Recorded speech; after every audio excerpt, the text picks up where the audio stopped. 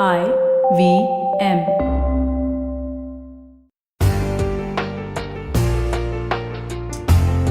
Hi guys, and welcome to Know Your Kanoon. This is Amber from EMNANA Ventures and your show host for today.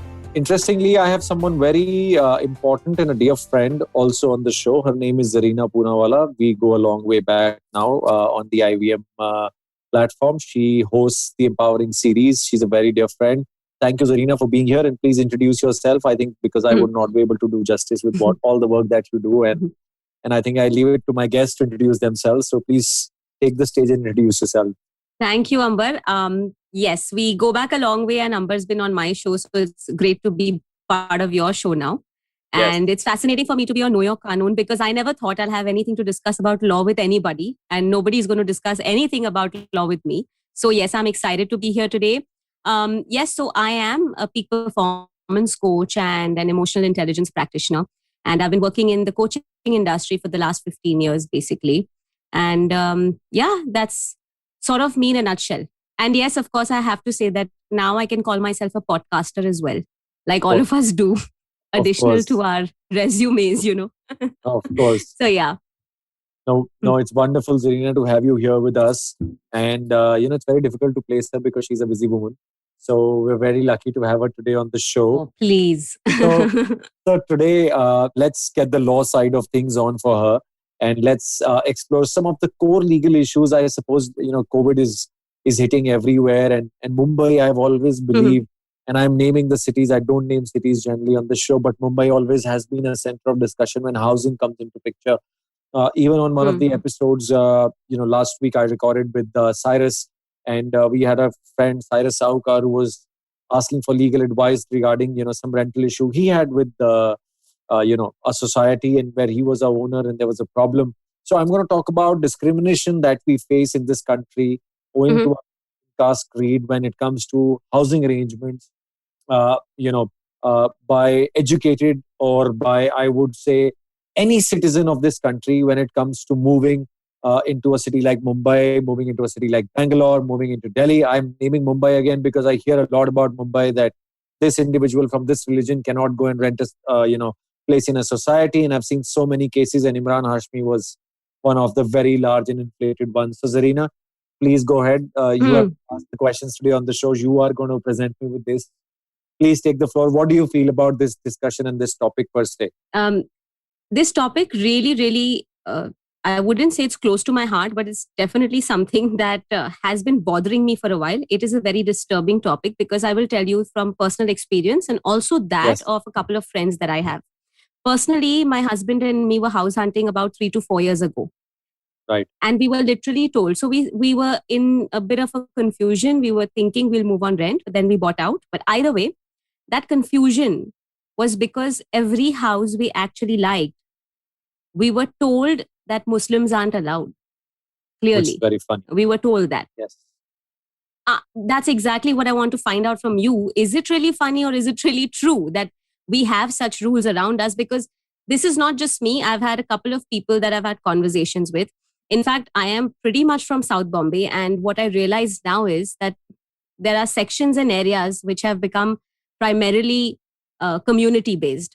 So if I have to now buy a house in South Bombay, now, after living here for all the years that I have, I will have to reconsider other localities or other options because there is this whole veg and non-veg issue now. There are these strange issues happening and I don't know. It's kind of disturbing, honestly, Amber. So you tell me, are these laws really there? I mean, is this society rule or is it a corporate housing thing? Are these laws really existent where you're not supposed to have non-veg or this or that or not have minorities in a society or in a building? No, so I'll rightly, this is the kind of discussion I wanted to have. And that's why I told you that, today we'll have this discussion.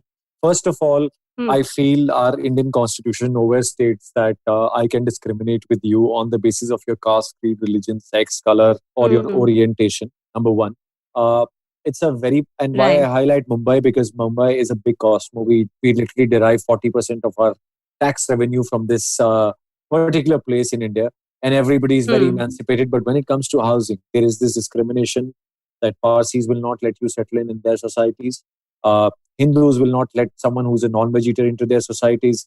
Muslims will not prefer someone who's not a Muslim to come into society. So it's an inter-religional problem. And specifically when you talk about Muslims being not allowed to move into a particular sect or an area, or let's say a particular locality, it's Hmm. nowhere enshrined under the law that they can discriminate with you. Sadly Hmm. speaking, in India, there is no specific act that talks about this.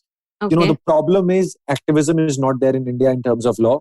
So Hmm. Article 14 grants you the right to equality. I mean, probably I'll just read out the section also so that Yeah, people sure, know what sure. I'm That'll trying be to, nice. so Section 14 of the Indian Constitution specifically states that no person at all shall be discriminated on the basis of their caste, creed, color, sex, and will be granted equality before law and before the state and any territory of India which is there. Hmm. Okay, what that means is it is your Correct. absolute right to be represented, before the state in all matters, and it is the state's enshrined duty to uphold those rights for you. Hmm. Now, there is something which is connected to this section. Most of us don't know these sections, don't know these articles because we are not lawyers and we don't take interest in the legal Exactly. activism that is required in this country. So I'll come to the next set of things, which is Article 15 of the Hmm. Indian Constitution, again, which is to be read with Article 14. All right. Article 15 is actually the article which, along with 14, will save you from, this tyranny which is there and Yeah, probably. it Okay. is. Article 15.2 says that no Indian citizen can be discriminated in furtherance of Article 14 on basis of religion, sex, caste, sex, whether it is related to hotels, whether it is related to palaces, whether it is related to access to public restaurants, to Hmm. entertainment, to shops, to any premises. Now that Wow. opens up a Pandora of items. Hmm. You know, when Dr. Ambedkar was making and providing his inputs on the Constitution, framing the Constitution, this article was debated very heavily. Okay. Right? The reason for debate was that what does the term shop contain? It does not nowhere Okay. say, when I talk about this article that, it does not prohibit you from or restricting your access to any of these places. It does not cover housing or dwelling. But that is where the Uh, understanding dies down and people feel there is no right. hmm. The term shop has been provided a very wide connotation, very wide interpretation by Indian courts, where if someone denies you entry, whether it's a place of worship or a place where you need to dwell, then you have the right to proceed under this article of the Constitution and sue them for denying it to you on these grounds, which is related to your religion, caste, creed, sex. So the term shops, which I just elaborated, restaurants, Hmm. shops, malls, shops also includes, as per interpretation, dwelling houses and housing societies for good. There are a set of landmark judgments on these where people need to Okay. look at. I have had aggrieved people like you who've just given in and said that, well, we'll look somewhere else Yeah. because the reason we're not disseminating enough content out there for people to look into and to read into so that they know that there is a right like this. But sadly Hmm. speaking, there is nothing expressly. Right now, as a lawyer, if I speak to you, I'm talking about these articles. But if as a common Indian citizen, I want to look up somewhere, I Correct. can't really find this stuff. Right? So, number one, constitutionally, nobody Hmm. can do that to you. If somebody is doing that to you, please register a complaint. What happens is people say, sir, complaint नहीं हो रही है क्योंकि police वाला record नहीं कर रहा है. पुलिस वाला रिकॉर्ड नहीं करता, आप सुपरिटेंडेंट ऑफ पुलिस को मार्क करो. You should always tag the superintendent of police. Okay. So let's Yeah, just yeah, take yeah, a step back. yeah, If yeah. I have to Yes. supposedly the next time I face an issue or a friend of mine from anywhere Yeah, faces an yeah. issue like this, and not only for the Muslim community, but in Anybody for that general, matter this of is fact. Yes, discrimination or yes, this is racism of a right, sort. right, right. You can call it casteism, you can call it Yeah, racism, whatever you whatever you can give like, the but name. there There's is a bias. There is. definite, exactly, पूरा discrimination है. तो just that step back, and if you can tell me, अगर मेरे साथ ये होता है and I want to come to you and say, Amber, I still want to buy this property in this building only. Right. How do we go about it? The first step is you have to definitely express your intention of buying the property. Of course, I'll go step by step legally what you need to do. Number two is Hmm. in case the society objects, it has to give you in writing the objection. All right. The Hmm. objection has to be one which is genuine, which is general, which is of a concern to the society in terms of well being. All right. I'll Hmm. highlight a very important point in this discussion and come back to it. Hmm. For Zoroastrians in Mumbai, there is a law which was passed, not for them per se, but to prevent their identity because of the diminishing numbers, where Right. Supreme Court had taken a standpoint and High Court had taken a standpoint saying since the numbers are diminishing, the community needs recognition and they are not able to vilify their stand. Uh, just to preserve them, then the court passed an order saying that they have the right to form one or two societies where they can preserve this dying culture of theirs. So that's an exception in terms of Okay. uh, I'll just name the Parsi community there because it's a very small community. It is losing its footprint in Right. India, and only on these exceptional grounds in their own societies are they Mm-hmm. given this as a right, which is called right to freedom of association for preserving one's own identity. All right. It does not Okay. mean that Okay. any society can be labeled as that Zoroastrians are staying in and prevent ourselves, and that starts restricting people from coming and staying there. It's only Right. related to one or two places. So that's I settled that topic this then and there. Coming to your discussion, when somebody says you cannot stay here, they need to provide you in writing the reason for denying you that right. All right. In case if they do so, Mm. you can first confront them by talking about these two articles I spoke to you about. Then you should come to a lawyer if they do not understand this. When you come to a lawyer, what we will do for you is we will file a FIR by giving them a legal notice. The FIR is under section 153B of the Indian Penal Code. The FIR will read and state that any person who is a citizen of India or who's staying in Mm-hmm. India is discriminated, especially related to the caste, creed, sex, and the discrimination is owing to this or to only the religion of the person, Yes, it is. then a legal action by the police shall be taken against that person, and a first information report shall be filed, asking, Mm. making it a criminal offense, clubbing it with Article 14 and 15 of the Indian Constitution, under which we are also allowed to file petitions in the court where someone is denied, a residence like this. I very firmly believe it has Hmm. happened with an Got it. actor called Imran Hashmi, right? Where he was denied Yes. a property or a rental in some particular place, and not only owing to religion. Let me tell you, I have a very dear friend who's a supermodel, and is belongs to the transgender community, of course, and a very wonderful, lovely personality. She was denied a rental property and accommodation in Bombay. So, as I said again, that this is one of the reasons, and I've told you again that, when somebody like this comes to us, and on that point, I've had a very dear friend, I was highlighting her experience that she's a supermodel, a transgender supermodel, very well known. Her name is Anjali Lama. She came to me on the show. Just because she belongs to that other gender, she was denied rental premises in Bombay, which kind of shocked me because what is her orientation got to do with denial of premises to stay? But sadly speaking, nobody helped her at that point of time. I named you a remedy under IPC section 153B, where you can file an FIR. But I'll also name certain important case laws to that effect. There is a case law called IMA versus Union of India, where there was a Chief Justice called Sudarshan Reddy who spoke about this Article 15, to where I was telling you that how we can help you, and highlighted that you know that even when it's a private entity, let's say some people counter and say that ये तो private matter hai, this is between two private entities. Even if it's a private entity in place, they come within the scope of the word shops. A dwelling comes under the scope of shops. Okay. So it has to be interpreted like that, and accordingly, we will file a writ petition, or we will file, a remedy under the Indian Penal Code or the Indian Constitution to help you deal with this matter.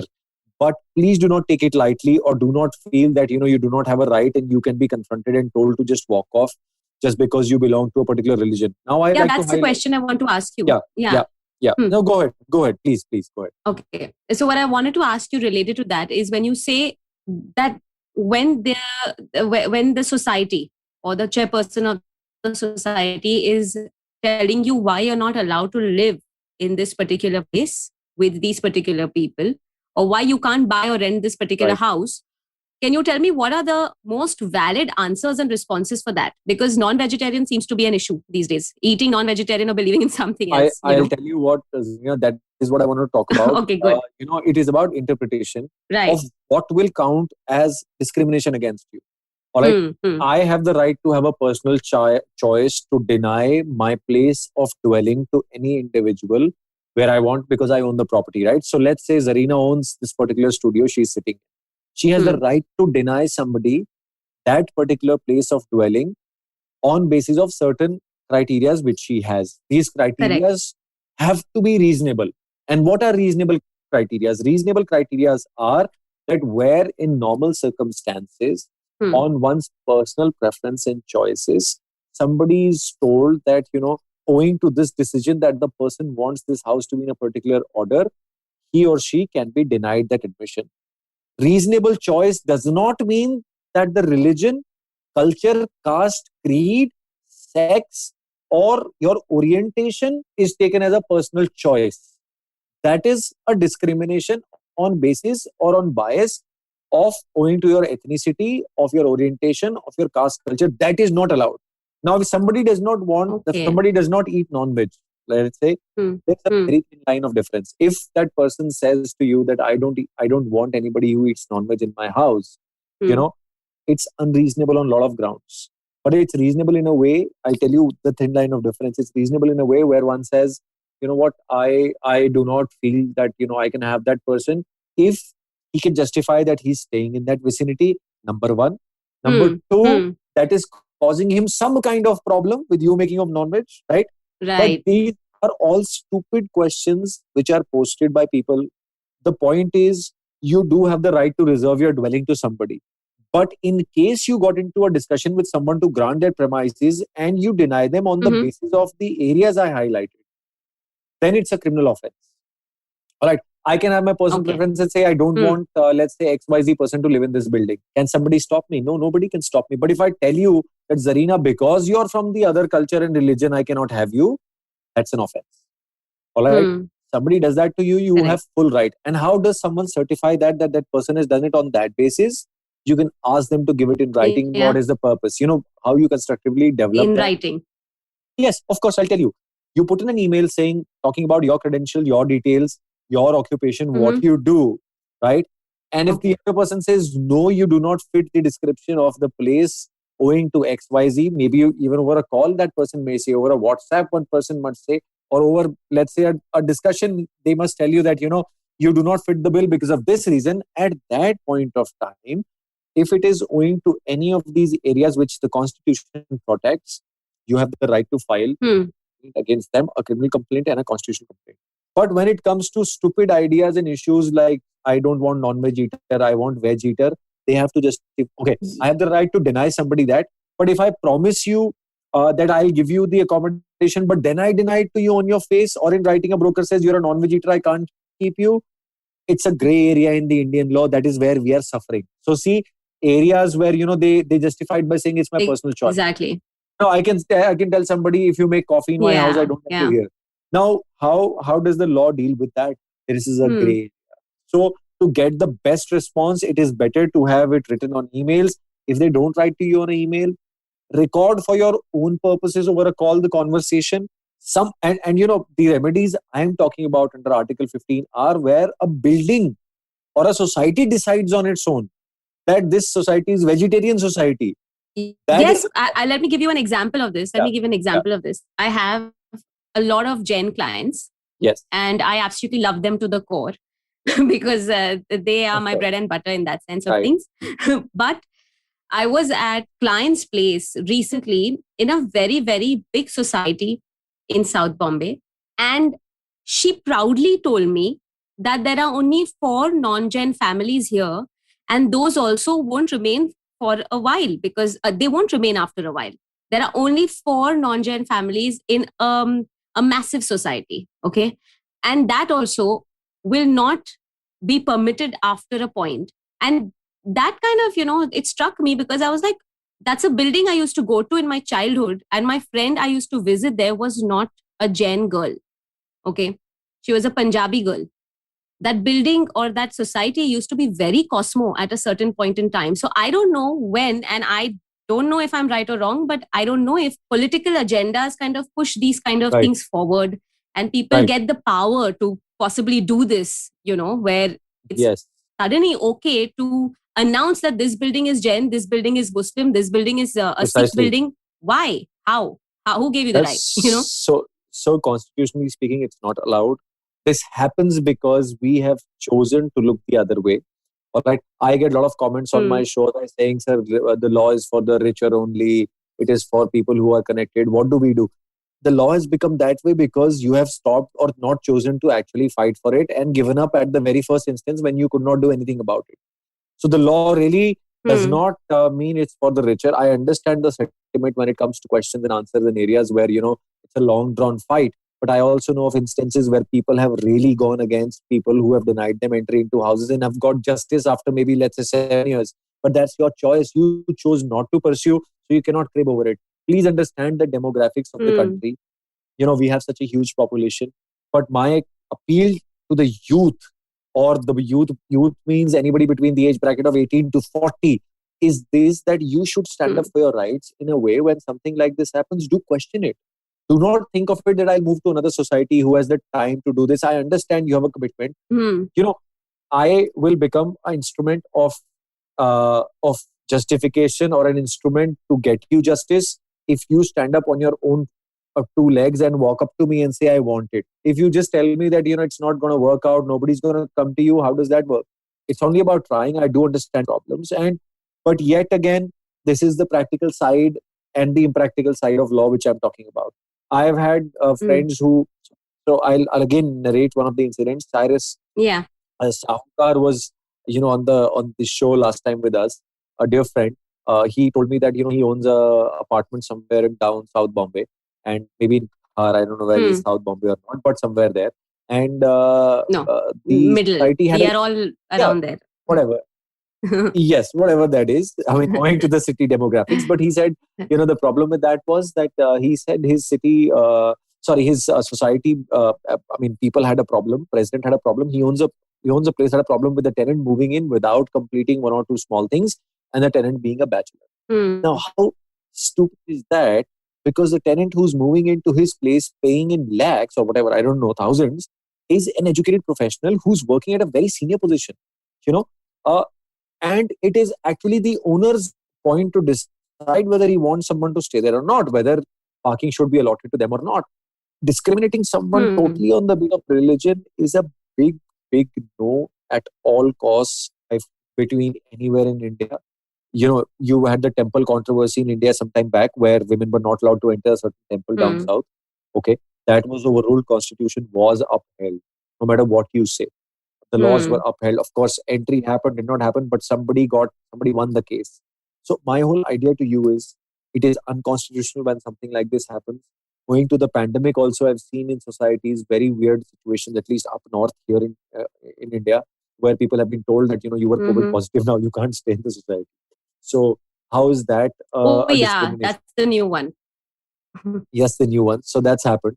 You have to present your RT-PCR tests, etc., to move in. I do understand that's a requirement to stop the spread, but I don't understand it as a necessary document. Even Aadhaar card is not necessary to get your bank account these days. You have other documents that are available that can take place, but we have made Aadhaar as our mandatory whole soul and bread.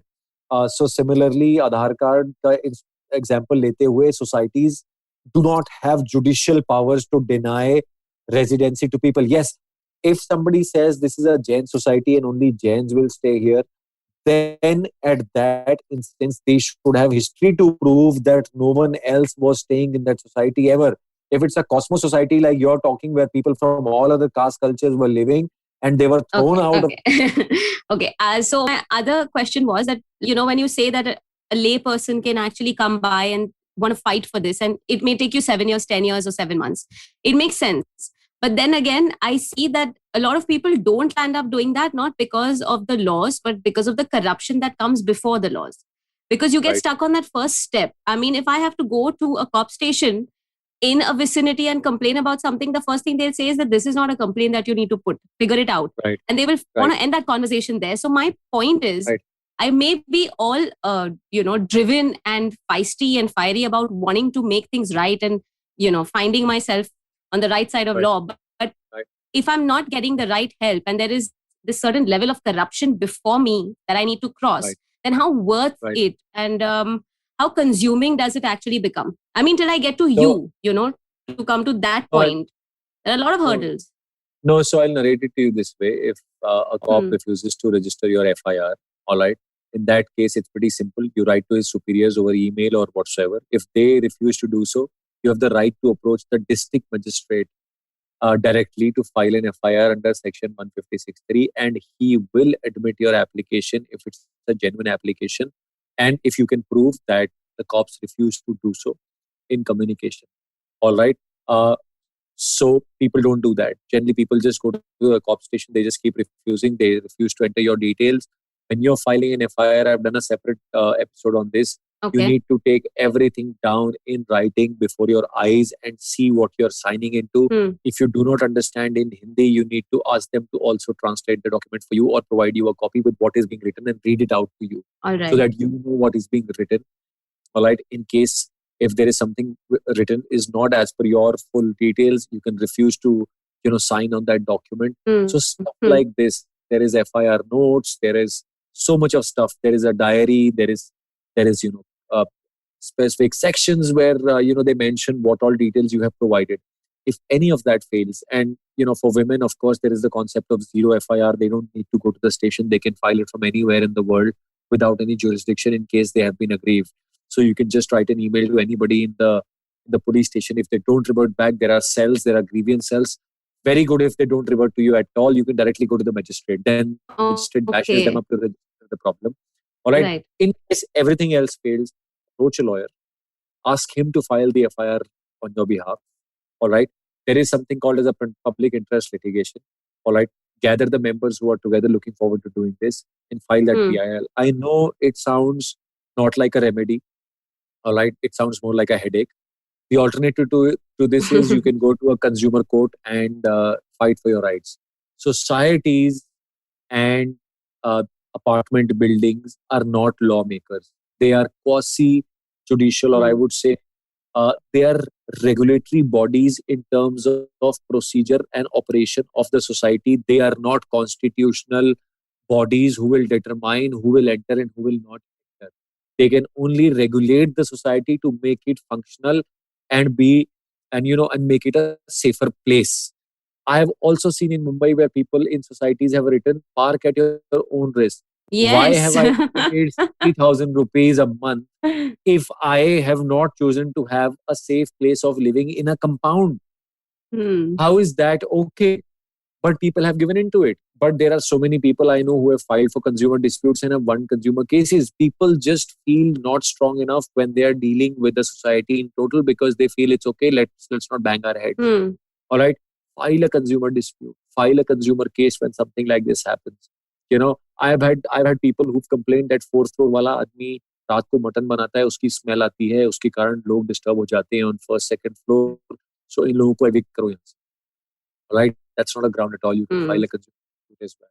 So my voice has gone low. It's because of, I think, these Apple products that I use, they're of no use to me now. I'm going to shift to.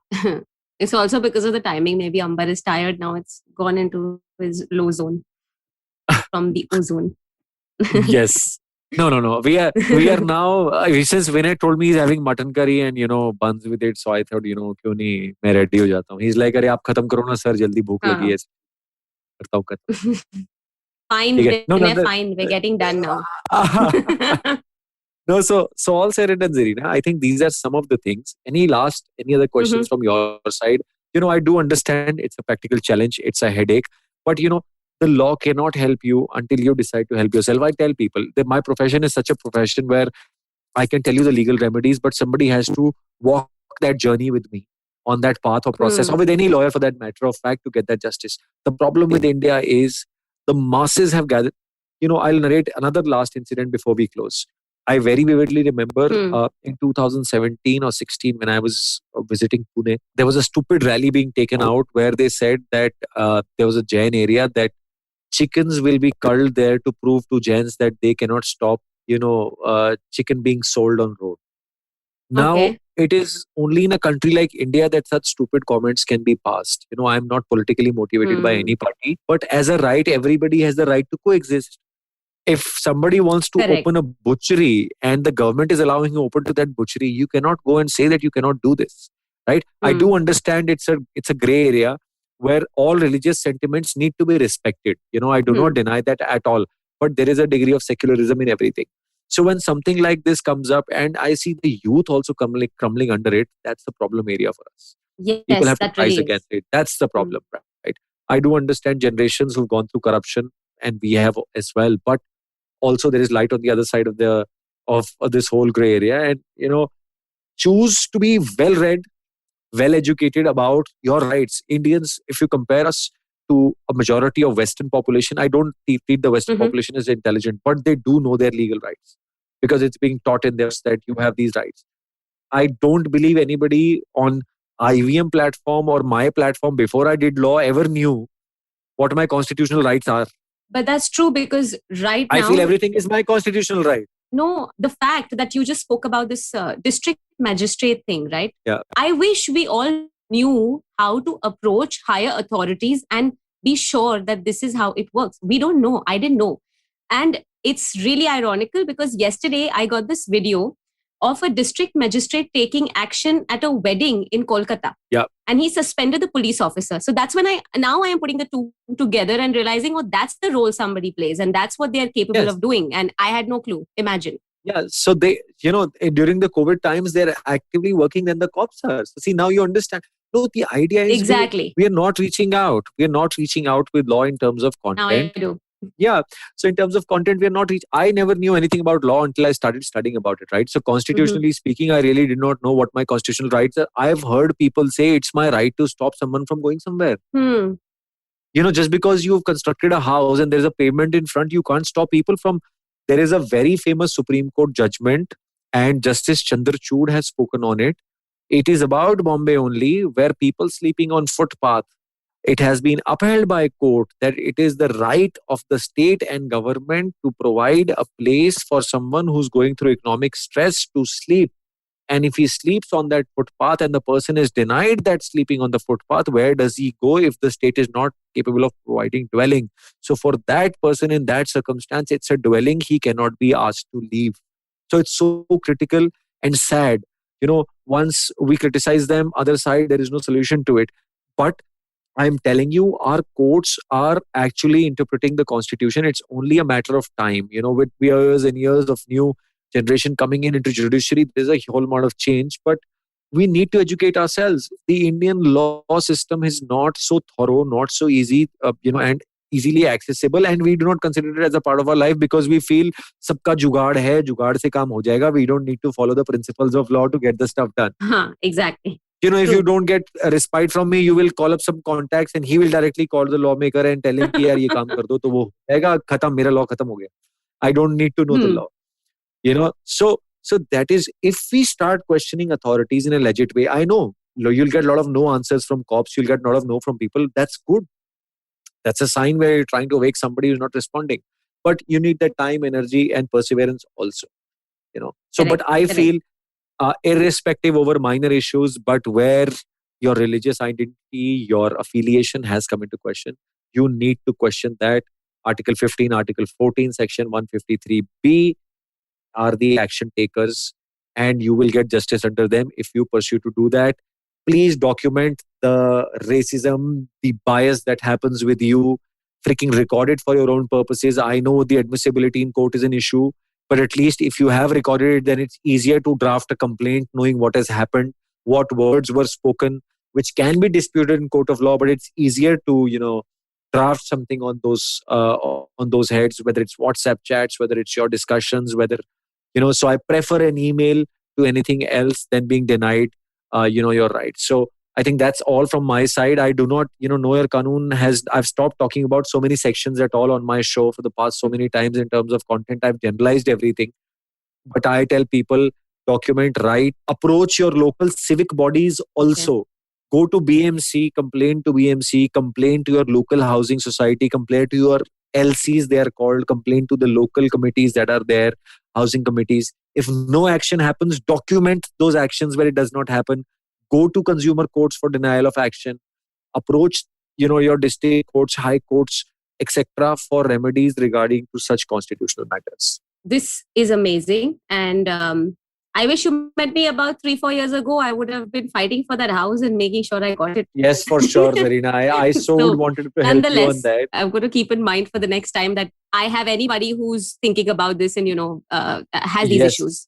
Please let us help them. And in whatever we can, we'll be able to advise them and provide with all the ground support. And thank you so much for being a lovely guest. You're, as usual, amazing. Please, guys, listen to the Empowering series as well. Why I did this session with Zarina today is because with her, I can talk fluently on a lot of topics and issues without having any, any reservations to that effect. And I've not had Zarina for a while on my show. So thank you so much for being here. And it was lovely talking to you, and have a great weekend, Zarina. Thank you. Thank you so much, Amber. It was absolutely amazing. And thank you for sharing such wonderful, valuable insights with me, because I'm sure this is going to be helpful at some point and I can possibly pass on this to anybody who needs help. So thank you. Thank you so much, Zarina. Thanks a lot.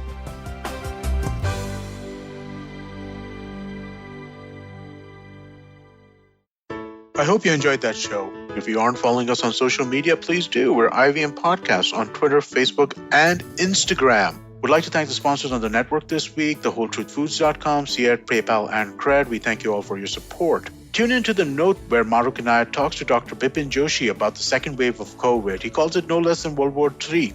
On The Habit Coach, Ashton was joined by Yoshita Dave, who's a sex educator and intimacy coach. On Paisa Vaisa, Anupam Gupta was joined by Amit Thakkar and Hiral Jain of Market Pulse Technologies, and they talked about trading in Indian markets. All Things Policy by the Takshashila Institute had on board Mihir Mahajan and Pranay Kotastane to talk about the recent changes in the Indian intellectual property front. You should definitely check out the Cyrus Says episode with Ace casting director Mukesh Chabra. They discussed some of his best work. We also had Ira Mukhoti, who has authored various books on history and mythology from a female gaze. The IPL season's in full swing, and we have Edges and Sledges in English and Khel Niti in Hindi if you want to check out cricket content. Really, really great conversations on both of those shows. Do check those out. And with that, I hope to see you again next week. Do you wonder what goes inside the mind of an achiever? How do they manage to get back up on their feet in spite of their failures? Do they really do something different? You're absolutely right. Yes, they do. I'm Aditi Surana. Join me every Wednesday and Friday on my show Absolutely Right, where I use my special tool of handwriting analysis, also known as graphology, to interview high performers and study secrets behind their success and personality. You can catch us on the IVM Podcast app, website, or wherever you get your podcast from.